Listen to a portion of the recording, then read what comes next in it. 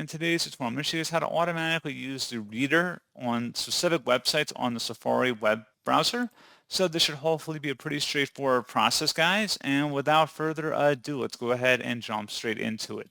So all you have to do is open up the Safari web browser if it's not already open. And then once you've done that, you want to select the Safari button up in the menu bar.